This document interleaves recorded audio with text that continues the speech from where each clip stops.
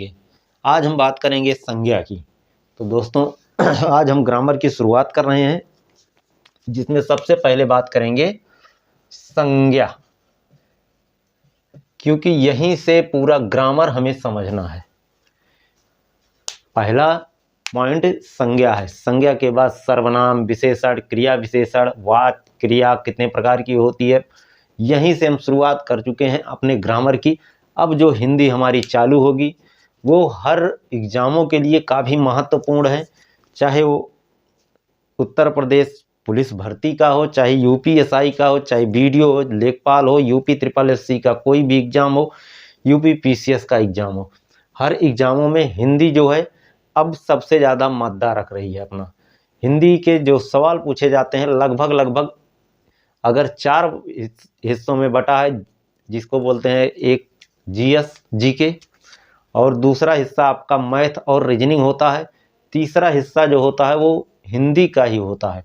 तो याद रखना, हिंदी बहुत ही आसान है। हिंदी आपकी मेरिट बना सकती है, आपकी मेरिट बिगाड़ सकती है। तो हिंदी पूरी तरीके से आप लोग तैयार कीजिए। हिंदी के बाद हम साथ साथ में चला रहे हैं जीके की भी। तो आइए हम आज बात करते हैं संज्ञा की। संज्ञा होती क्या है, संज्ञा किसे कहते हैं? पहला प्रश्न यही उठता है, संज्ञा किसे कहते हैं? तो नोट कर लेना इसकी परिभाषा। किसी प्राणी, वस्तु तथा स्थान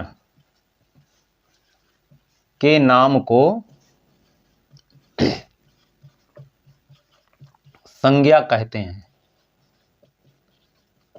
अर्थात किसी प्राणी, प्राणी क्या है? जीव। जीव जगत में हम भी आते हैं, पेड़ पौधे भी आते हैं, जानवर भी आते हैं। तो किसी प्राणी के नाम, जैसे हम हैं, हमारा नाम आप हैं, आपका नाम, जैसे आप सुमित हैं तो आपका नाम सुमित, ठीक है। तो आपका जो नाम लिया गया सुमित, वो क्या है? वो संज्ञा है, ठीक है। किसी प्राणी, वस्तु, कोई वस्तु है, जैसे एक पेन है, पेन क्या है? कलम क्या है? एक संज्ञा है, ठीक है। स्थान, जैसे आप कहाँ पे तैयारी कर रहे हैं, कोई कानपुर से कर रहा है तो कोई लखनऊ से कर रहा है, तो कोई बनारस से कर रहा है, कोई इलाहाबाद से कर रहा है, कोई फैजाबाद से कर रहा है। तो जो जहाँ से कर रहा है तैयारी, उस स्थान के नाम को हम क्या कहेंगे?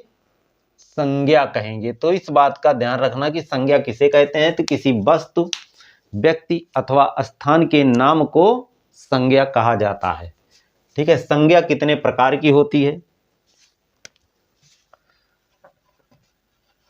संज्ञा के प्रकार। तो संज्ञा कितने प्रकार की होती है, इस बात को भी नोट कर लेना।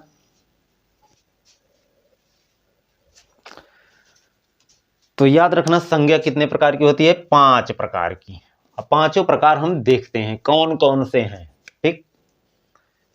शार्ट में एक नोट्स बनाते हुए चलेंगे, क्योंकि नोट्स बहुत ज़्यादा जरूरी है। कहाँ ढूंढते रह जाओगे, जब एग्जाम आएगा नोट्स रहेगा, मोटी हेडिंग में आप लोग संज्ञा डाल दीजिएगा, पन्ना पलटोगे मिल जाएगा, ठीक है। तो सबसे पहले है संज्ञा के प्रकार। संज्ञा कितने प्रकार की होती है?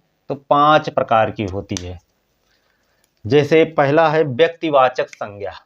पहला है व्यक्तिवाचक संज्ञा। अब व्यक्तिवाचक संज्ञा किसे कहते हैं? जो किसी व्यक्तिवाचक संज्ञा की बात कर रहे हैं, जो किसी व्यक्ति व वस्तु के नामों का बोध कराती है। वस्तु के नामों का बोध कराए।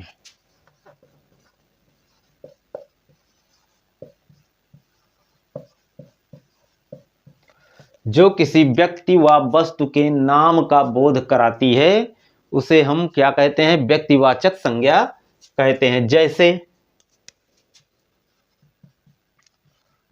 जैसे राम। राम क्या है? राम एक व्यक्ति है, तो व्यक्ति का नाम है राम। व्यक्तिवाचक संज्ञा में व्यक्ति का नाम है क्या? राम। तो राम यहाँ क्या है? राम एक प्रकार से व्यक्तिवाचक संज्ञा हो जाएगा, इस बात का ध्यान रखना। गंगा, गंगा, पटना, ठीक है। राम व्यक्ति का नाम है, गंगा क्या है? एक नदी का नाम है। नदी, नदी में कौन सी नदी? गंगा नदी। तो नदी का नाम है गंगा, तो गंगा क्या हो गई? व्यक्तिवाचक संज्ञा हो गई। पटना, पटना क्या है? स्थान का नाम है, ठीक है।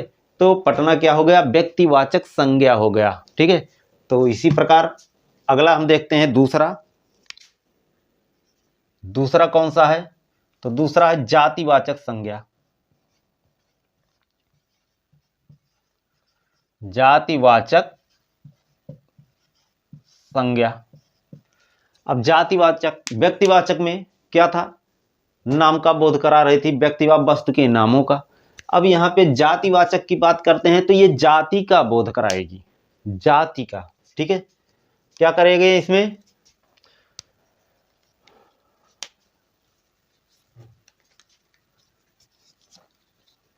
इसमें जाति, जाति का बोध होता है।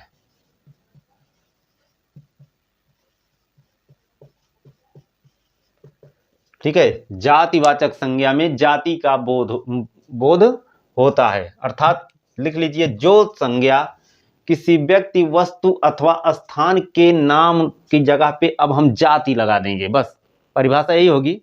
किसी व्यक्ति, वस्तु अथवा स्थान की जाति का बोध कराए उसे जातिवाचक संज्ञा कहते हैं। जैसे उदाहरण देख लेते हैं, समझ में आ जाएगा।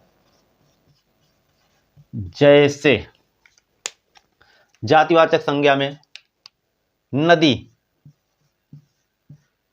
नदी, पर्वत, लड़का, लड़की। यहां पे देखिए नदी, नदी क्या है? नदी जाति है, ठीक है।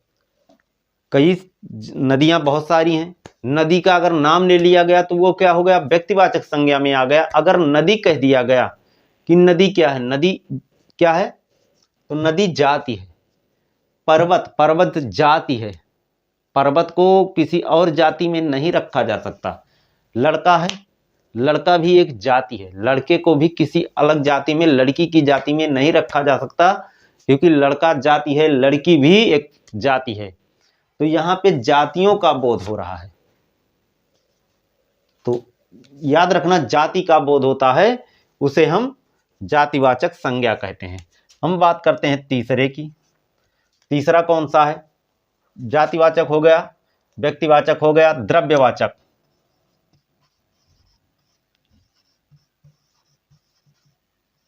द्रव्य का मतलब होता है पदार्थ के तीनों गुण, ठोस, द्रव और गैस। इस बात का ध्यान रखना। तो वही द्रव्य यहां भी है, विज्ञान वाला द्रव्य यहां भी है, ठीक है। तो इसमें क्या होता है? इसमें भाव का बोध होता है। द्रव्यवाचक संज्ञा में भाव का बोध होता है। कोई सामग्री हो, कोई पदार्थ हो, पदार्थ का जो होता है उसमें भाव का बोध होता है, उसे हम क्या कहते हैं? द्रव्यवाचक संज्ञा। जैसे ठोस पदार्थ में क्या है? सोना है, चांदी है, लकड़ी है आदि जो भी हैं, ये क्या है? ठोस हैं। तो यहाँ पे ठोस का भाव उत्पन्न हो रहा है। द्रव में देखते हैं तो द्रव में जल हो गया, घी हो गया, तेल हो गया, सरसों का तेल हो गया। तो ये क्या है? ये जाति का भाव का बोध करा रहे हैं। तो यहाँ द्रव्य का बोध करा रहे हैं, तो ये द्रव हो गया। इसी प्रकार गैस में कार्बन डाइऑक्साइड हो गया, सल्फर डाइऑक्साइड हो गया, और उसके बाद ऑक्सीजन हो गया। ये सब क्या है? ये सब किस में आएंगे? द्रव्यवाचक संज्ञा में आएंगे। तो द्रव्यवाचक संज्ञा में ठोस, द्रव, गैस, इन तीनों रूपों को याद रखना। ये हो गया द्रव्यवाचक संज्ञा, ठीक है। इसके बाद बात करते हैं चौथे की, समूहवाचक संज्ञा।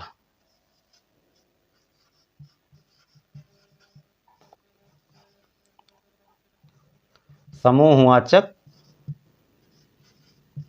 संज्ञा, यहां पे क्या होता है? यहां समूहों का बोध होता है।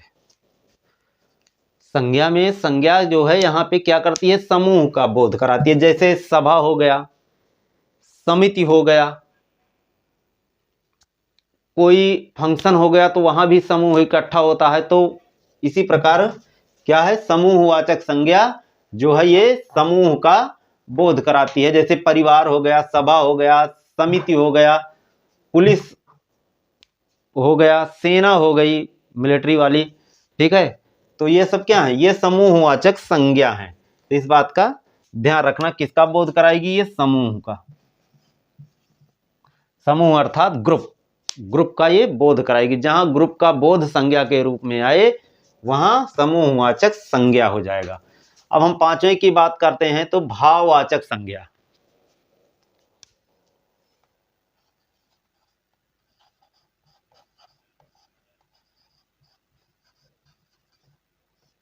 भाववाचक संज्ञा, 1 मिनट देखते हैं आ रहा है कि नहीं आ रहा है, लास्ट है, ठीक है।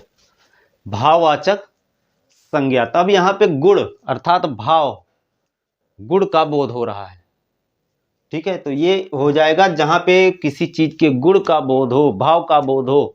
जैसे मीठा, मीठा एक प्रकार से गुण है, यहाँ पे मीठा क्या है, भाव है। तीखा, तीखा क्या है, किसी चीज की, किसी मतलब मिर्चा होता है, मिर्ची, मिर्ची क्या होती है, तीखी होती है। तो मिर्ची का जो गुण है वो तीखा है, चीनी का गुण है वो मीठा है। तो यहाँ पे गुण का बोध होता है, इसे गुणवाचक संज्ञा भी कहते हैं कहीं कहीं पे भाववाचक संज्ञा कहते हैं।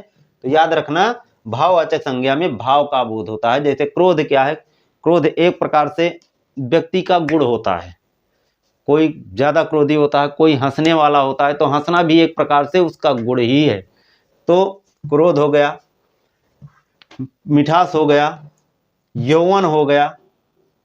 इसी प्रकार ये क्या है, भाववाचक संज्ञा है। अब हम इस पर कुछ प्रश्नों की बात करते हैं, इसका स्क्रीनशॉट आप लोग ले लीजिए पहले। अब तो ये नियम हो गए, 2 4 10 प्रश्न देख लेते हैं किस तरीके से प्रश्न पूछे जाते हैं इसमें से।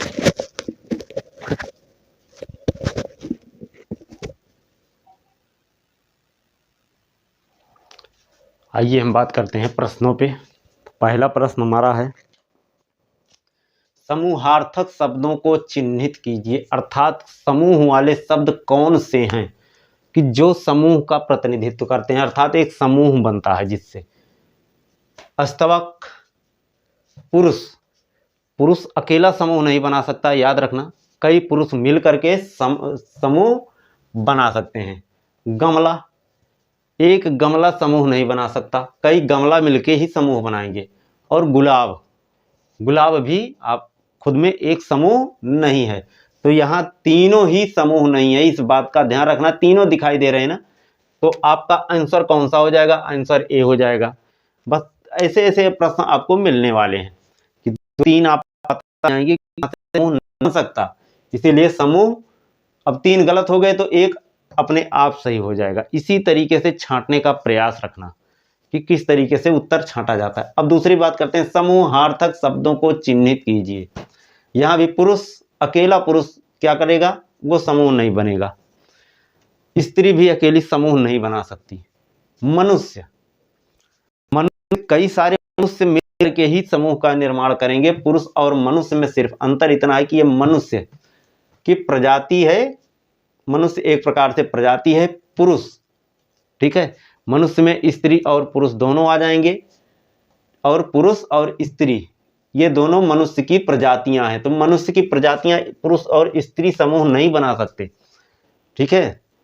तो यहाँ तीनों ऑप्शन आपके गलत है, और चौथा ऑप्शन आपको डायरेक्ट दिया गया है, भीड़। अब भीड़ क्या है, एक प्रकार से समूह है। तो जब भीड़ समूह है तो ये ऑटोमेटिक तीनों गलत कर देना, ठीक है।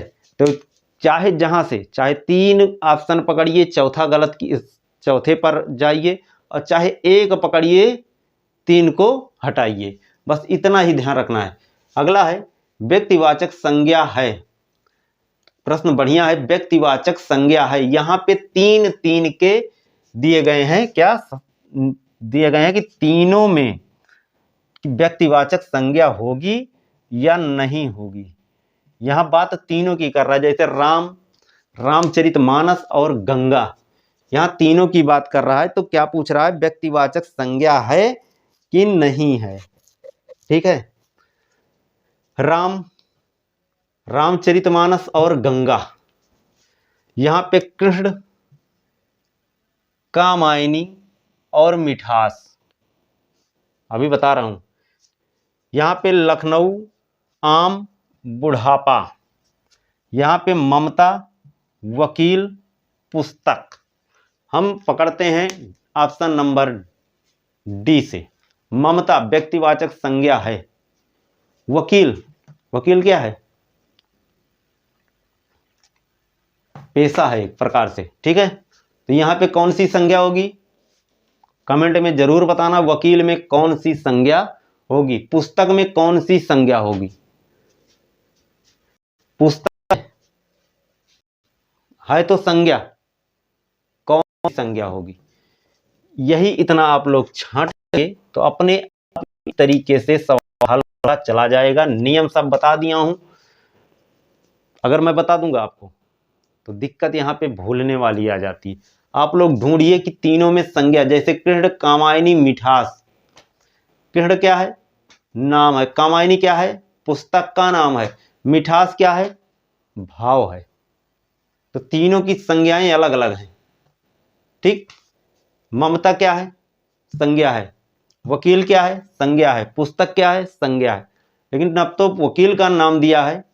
ठीक है, तो वकील क्या है, ममता, ममता है व्यक्तिवाचक संज्ञा। ठीक है, इसके बाद